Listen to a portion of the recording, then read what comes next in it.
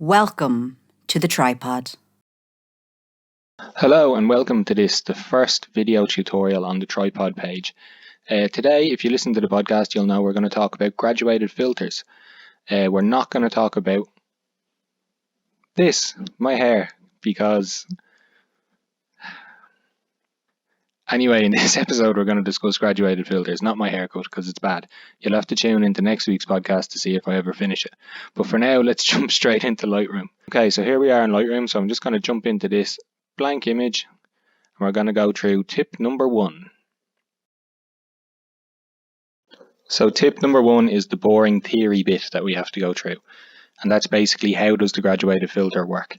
So when you select the graduated filter here in the toolbar, or press M on the keyboard, you can see you get this little crosshairs. And if you click and drag, these 3 bars expand like an accordion. If you hold Shift while you're doing this, it will lock the orientation of the graduated filter to horizontal, or if you move left to right, to vertical. When you place the graduated filter then, you can hold the mouse in the center on the middle line and rotate it as you wish, or you can hold the bottom line and move it up and down again.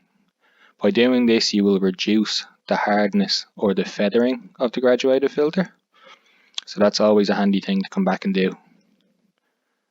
The graduated filter itself then is 3 lines, and anything above this top line or in red is going to be 100% of the effects you apply to the panel over here.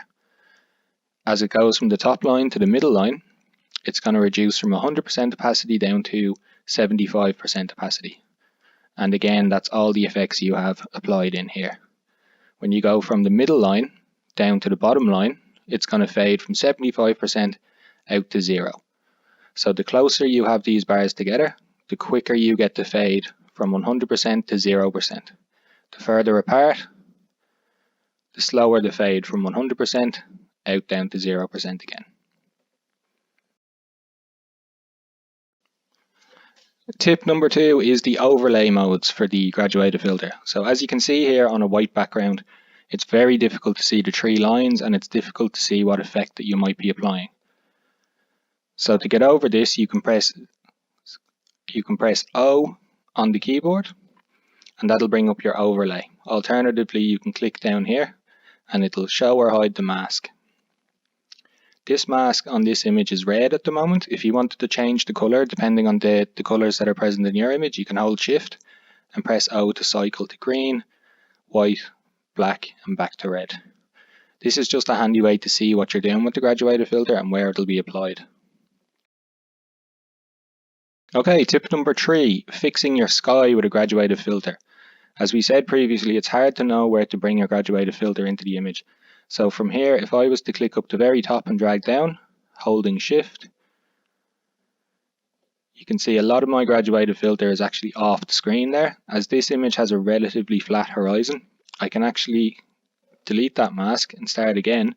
And my preferred way to bring in a graduated filter is to click anywhere on the screen, hold Shift, get the graduated filter to the level of feathering I'd like, so I want the bars quite close together, and then just hold the node here in the middle and slide it back up. And you can see again, if I have my mask turned off when I'm trying to do that, it's very difficult to see what I'm doing. So be sure to press O and put your mask on and slide it up to where you want it. From there then, you can use the box on the right hand side. You can apply some exposure reductions, some highlight reductions, increase your shadows, throw in some whites to make them pop. And one thing I love to do to my skies is to take a bit of clarity out, and a bit of texture maybe in this case as well. And that's just going to make the clouds nice and fluffy like a cloud should be. Okay, tip number 4 with the graduated filter is creating your own vignette. So with the graduated filter selected, I'm just going to click anywhere on the image and drag down. I'm going to hold Shift and I'm going to keep it really close together, close and tight together. I'm going to grab the node then, and I'm going to lift it up very close to the top, and I'm just going to drop my exposure down. Now at this point you can see that's quite a harsh gradient in the middle, So as you bring it back up to the top of the image, you can just grab the bottom bar and stretch it a little, just until you're happy with how it looks. I'm going to then repeat this process on the bottom. I'm going to drag in a filter, keep it nice and tight together. I'm just going to drag it up from the bottom a little bit and drop my exposure down just a bit, and now I'm going to grab the bottom bar, just stretch out that feather and just leave it like that. So now if you can see, that's the after, that's the before.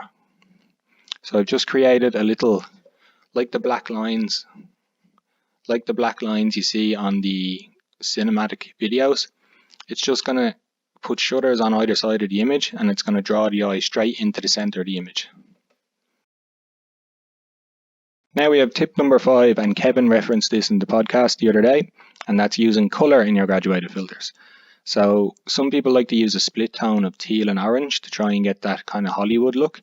You can actually do something similar with a graduated filter. So in this scene it's kind of bleak, there's not a lot of color going on in it, but if I drag my graduated filter down from the top, I can then use the temperature slider, just add a bit of warmth.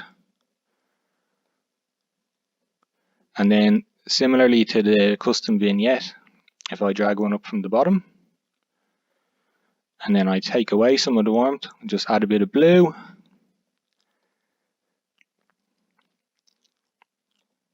And there you can see I've added a kind of split tone effect using just graduated filters. You can do this depending on the image at any angle you want. So if you wanted to angle this bottom one to match the boardwalk coming in, and then you could angle the top one to match the direction of the light. There's your before and your after. Just a really quick split toned effect. This works especially well, as Kevin said, in concert photography, where there might be stage lights and stuff, so you can add any number of colours. And tip number 6 is the really powerful range masks. So we have a luminance mask and we have a colour mask. The luminance mask basically works by, in this image you can see over here, I have some dark trees sticking up into my bright sky. So if I make a change to the sky and pull down the exposure, I'm obviously overcooking this so you can see it. You can see that these trees have gone black as well. The old way to fix this would have been raise your shadows and raise your blacks, and then continue to pull down your exposure, and you can see that kind of leaves this really muddy, washed out effect.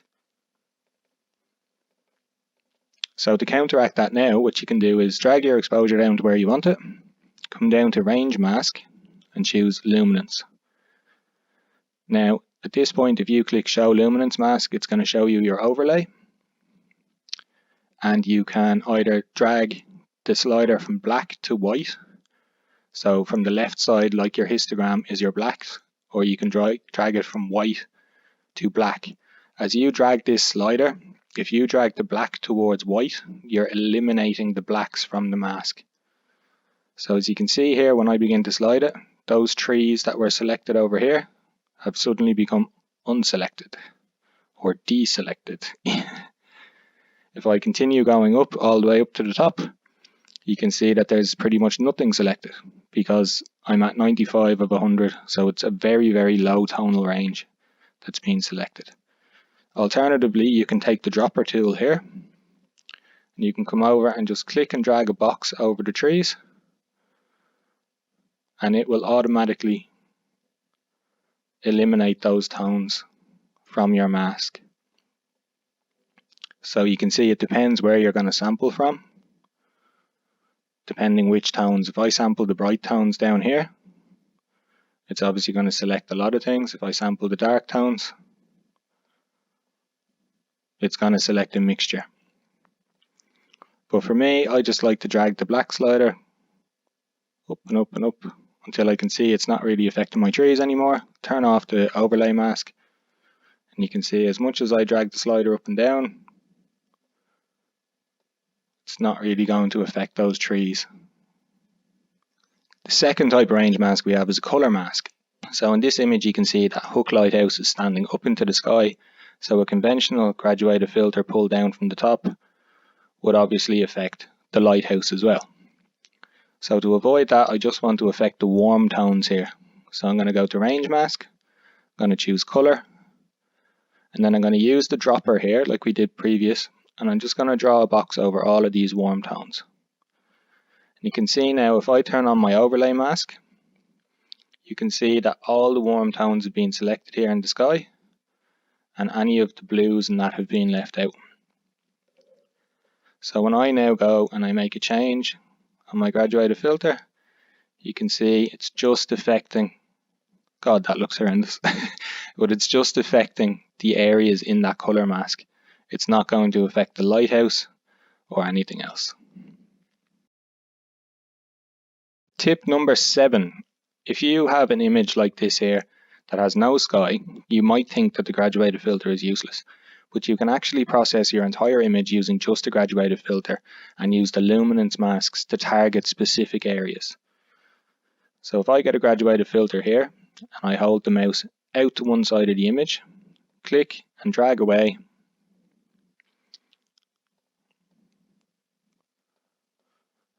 and you can see that this mask looks like it's doing nothing, but if I press O, it's actually affecting the entire image. So if I now go down to my luminance, I can drag the darks out of this mask, play with the smoothness, and now you can see, I'll just change the overlay mask so you can see better. You can see all the areas that have turned muddy and white are being affected by this graduated filter, and all the areas that aren't are not. So leave it about there. Now if I was to make an adjustment, I'm just affecting the highlights of the image now. So I can reduce the exposure, bring up the whites, drop the highlights a little bit. Now I can go to a new graduated filter and I'll do the same on the other side. Just drag the filter out, come down to luminance mask, and I'm just going to drag the brights out.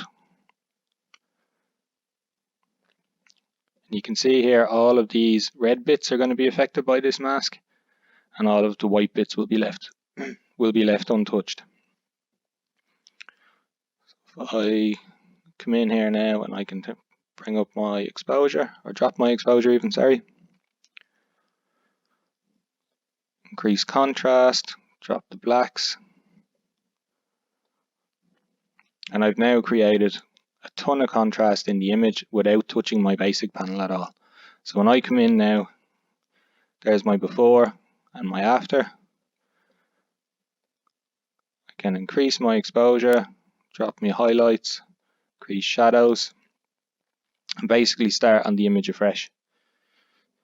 The other great thing about these are these graduated filters is in an image like this, if you pull your highlights all the way down, and there might still be a bit that are a bit too bright or that you don't like, if you wanted to pull your highlights further, you can see that you can't. You've gone to minus 100. If you take your graduated filter though, and pull it out one side of the image, you can see again if I press O, that everything in this image is now being affected. So you've basically given yourself another basic panel, basically. So you can now drop your highlights further again. You could drop your exposure if you wanted to. You can basically double process the image, basically. So, and so that is the tips on graduated filters from the tripod in the skill of the week this week. I have been Lil from the Rugrats. Thank you for watching.